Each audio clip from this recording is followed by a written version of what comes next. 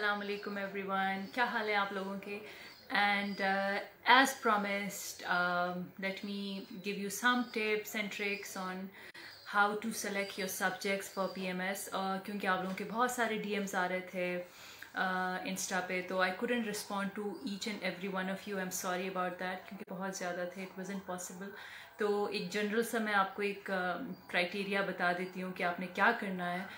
मैंने बहुत दफ़ा बताया भी है, लेकिन जस्ट एक दफ़ा फिर बता देती हूँ. सबसे पहले तो आपने ये देखना है, दो तीन चीज़ें देखनी है. सबसे पहले आपने ये देखना है कि आपका इंटरेस्ट किस चीज़ में है. आप साइंस में इंटरेस्ट रखते हैं, शौक से पढ़ते हैं, समझते हैं साइंस को, या आप आर्ट्स की तरफ इंटरेस्ट है, आप लिख सकते हैं, आप किसी भी टॉपिक पे आप उसका एनालिसिस कर सकते हैं. ज़रा आर्ट टाइप एक जो स्टूडेंट का अप्रोच होता है उस तरह का अपना अप्रोच देखें कि आपका किस तरफ है और आपके बैकग्राउंड क्या है. Background matters a lot. For instance अगर आप इंजीनियर हैं तो you would go for physics maths. I would prefer कि you go for physics and maths because these are solid marks. और अगर आपका बेस अच्छा है, इसी तरह अगर आपने केमिस्ट्री पढ़ी है तो प्लीज़ गो फॉर केमिस्ट्री. अपना जो मेजर सब्जेक्ट है वो ना रखना मेरे मुताबिक it's a mistake because that is your speciality और वो आप अच्छा लिख सकते हो बाकियों से. तो एक ये है. बाकी अगर आप सोशल साइंसेस के स्टूडेंट हैं तो आपके पास रह जाते हैं sociology. You can opt for sociology, you can opt for public administration, you can opt for US history, Indo Pak history, Muslim law, international law, क्योंकि ऐसे सब्जेक्ट्स हैं जो कवर हो सकते हैं.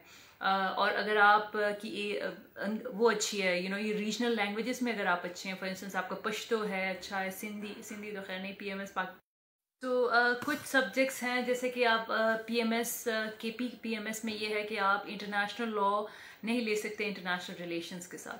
तो फिर आप उन दोनों में चूज़ करें. अगर आप LLB के बैकग्राउंड के हैं तो फिर आप गो फॉर इंटरनेशनल लॉ.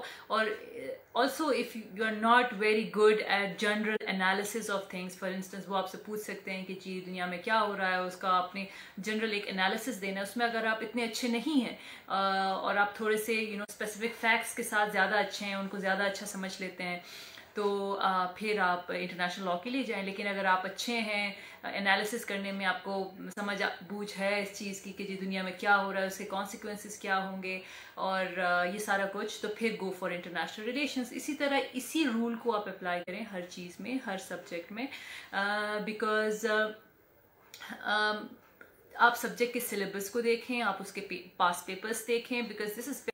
अच्छा जी, एक और चीज़ जो बहुत इम्पॉर्टेंट है वो ये है कि क्योंकि आपके पास टाइम कम है, तो आपने सबसे पहले तो ये देखना है कि ओवरलैपिंग सब्जेक्ट्स क्या हैं. आपने वो देखने, आपने पहले अपना एक सब्जेक्ट सिलेक्शन करनी है. उसमें आपने देखना है कि अच्छा जी आपने 6 सब्जेक्ट्स अगर लेने हैं ना, तो आपने 7, 8, 9 ले लें, सेलेक्ट कर लें कि इनिशियली क्या हमने ये सब्जेक्ट्स में से हम चूज़ कर सकते हैं.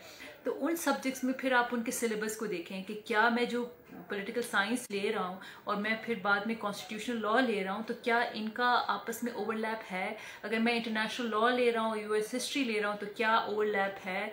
इंटरनेशनल रिलेशंस और US हिस्ट्री में क्या ओवरलैप है. इस तरह के मुख्तलिफ सब्जेक्ट्स हैं, तो उनको देखें कि क्या उनका ओवरलैप आ रहा है. अगर आ रहा है तो इट्स वेरी गुड, बिकॉज आपका एक टाइम पे 2 सब्जेक्ट्स आप कवर कर रहे होते हैं, क्योंकि आधा वही सिलेबस इधर भी होता है. So this is good. अच्छा, बाज़ लोग पूछते हैं कि जी मैं एग्रीकल्चर ले लूँ, मैं फॉरेस्ट्री ले लूँ.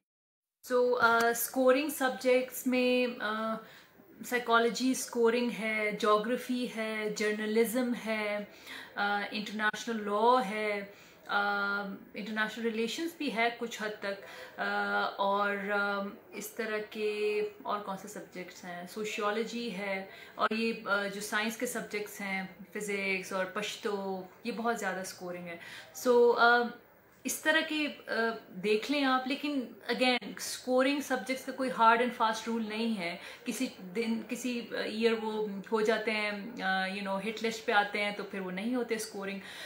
तो it's all upon you and your decision. So no one can make this decision for you कि आपको कौन से सब्जेक्ट्स लेने चाहिए. So you have to make this decision for your self.